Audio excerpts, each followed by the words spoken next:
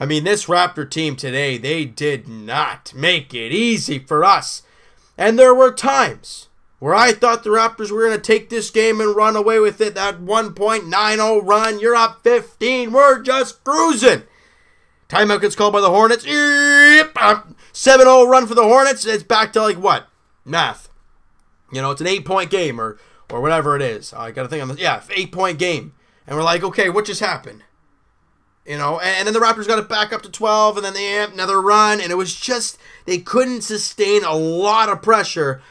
However, they do find a way to get away with the 103-98 victory over the Charlotte Hornets and ride the record now up to 45-17. We've won 4 straight.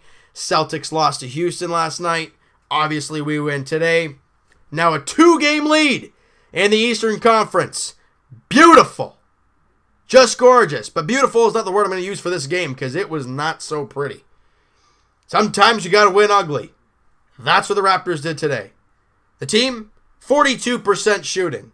Not great. They started out okay, but did not end the game well shooting at all. At one point in the fourth quarter, they didn't make a free throw. Or didn't make a field. I think they were 0 of 6 to start the fourth quarter when it comes to shooting from the field. That is not good whatsoever. And also 3-point shooting, again, another concern for the team. 29% from 3, 12 for 41. That's awful.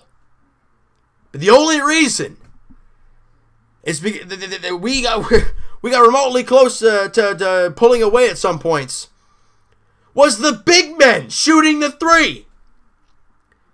Serge Ibaka and Jonas Valanciunas, not only did they knock down, 5 threes combined, they were efficient. Serge Ibaka ended the game with 17 points, 8 rebounds, 2 of 3 from the free throw line, 6 of 9 from the field, 3 of 5 from 3.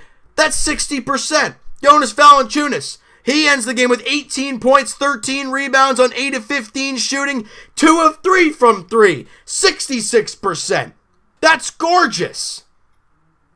The rest of the team couldn't hit anything. CJ Miles, guys. We talked about how hot he was in the last game and how clutch he was. Today he wasn't so clutch. 2 of 9 from 3. Lowry, DeRozan, 2 of 8 and 2 of 7. Van Vliet, 1 of 4. Siakam missed his 1-3. And Malcolm Miller, who started the game, was 0 of 2. It's the consistent 3-point shooting that's killing us and making this game so close. We could have blown these guys out because it's not like every shot was contested hard by the Hornets. There were some. I'm not going to put it past them. But countless opportunities that I'm seeing wide open threes rattle down, pop back out, or just off the rim and out. And I'm like, God, you got to be hitting those in the playoffs. Those are ones that are going to hurt you. But they found a way to get a win. I can complain all I want about that. We can complain about the officials early in the game. The amount of free throws taken. Fouls were 28-21. Raptors had 28 fouls called against them. And the free throw attempts, the only reason they're semi-close is because they try to foul us a ton late, right? That's what you do late in the game when you're down by a little bit. So that's the reason we had 27 free throws. But even with those 27, they had 35. So that's something you want to look at when it comes to the officials. But, really, the Raptors didn't shoot all that well, but the defense did dig in. Now, as much as the Hornets are not a team that's going to light up the lamp offensively and kill everybody by 20 points, it's not going to happen. The Raptors did one heck of a job defending them. 38% from the field, 24% from 3. Only 5 made threes from the Charlotte Hornets. That is awful. I talk about 12 of 41 being bad. Yes, that's really bad. We still made 7 more threes. 5 made threes. That's awful. The only thing that kept them in the game was their free throw shooting and second chance points. And speaking of second chance points, we out-rebounded them by 4. The offensive glass was 9 apiece, so it was fairly even in that sense. The assists, the Raptors had 22, they had 16. Now, 22 is nice, it's that 20-plus assist marker that we've been talking about. However, the big thing we talk about is big situations, the clutch. What do you do down the stretch? And if I'm not mistaken, don't quote me on this. I mean, if I'm right, great, you can quote me on all you want. But if I'm wrong, don't do so. At one point, very late in the game, I don't know if they got an assist late in the game, but if they didn't, the Raptors made one. They had one assist the entire fourth quarter. That could be a total of two things. Number one, you're missing your shots. That's just that. You're having a tough time shooting today, so you're just missing shots. Or the ball just stops moving. And there were times in the fourth quarter I'm like, get the ball, huh, man, let's go. And when they did, they're getting good looks. Whether they're knocking them down or not, you got to get the good looks. Don't dribble, and take a tough contested shot. It doesn't work that way. You know? And the Raptors only scored 21 points. They had 29. So the Raptors did have a decent lead. They won all three quarters. You know, as much as we said they didn't play the greatest, they were up 5 after 1. They were plus 4 in the second quarter. So what? They were up by 9 at the half. You were plus 4 in the third quarter. So, holy smokes, you're up by 13 at the end of the third quarter, but then you have a tough fourth quarter. They are plus 8 there, and it's a 5-point victory. We talk about late game situations. It's still not there yet. There are times where we see some good things, like in the last game, CJ got red hot, and you needed that. Today, we really didn't see anybody get hot late in the game, and you needed somebody to. And the bench wasn't their normal self. I gotta say that. You know, fine. I'm not just gonna say, oh, they're no good anymore. Toss them out. No. CJ Miles was the only plus guy on the bench. He was only a plus 1. So I mean, but the starters picked it up. You know, you look at the starters. Serge Ibaka, Malcolm Miller was a plus 5. Serge Ibaka plus 6. JV plus 9. DeMar DeRozan plus 14, and Kyle Lowry plus 6. So your starters got it done. Right? You look at it from that standpoint, all right, they got the job done. And Kyle Lowry and DeMar DeRozan, guys, the team had 22 assists total. DeMar and Kyle combined for 15 alone.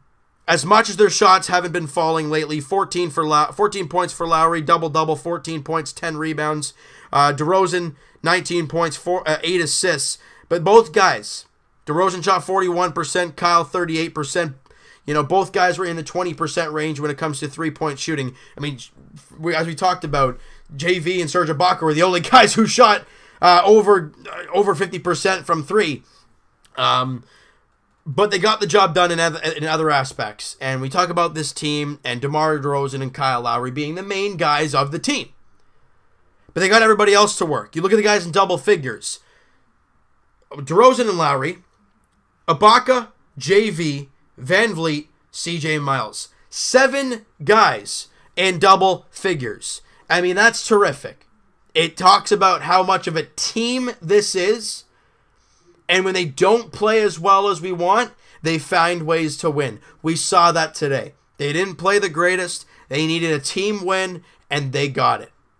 And that's all there is to it. We're not going to, like I've said before in different videos, this is not a game you're going to be like, all right, this is a game we are going to chalk up and we are going to review heading into the playoffs. That is not going to happen with this type of game. This is one where you got to say, all right, we didn't play great. We got the victory. We've now won 4 straight. You face a team you're probably not going to see in the playoffs. Fine. Whatever. It's a win. Wash it. Throw it away. That's it.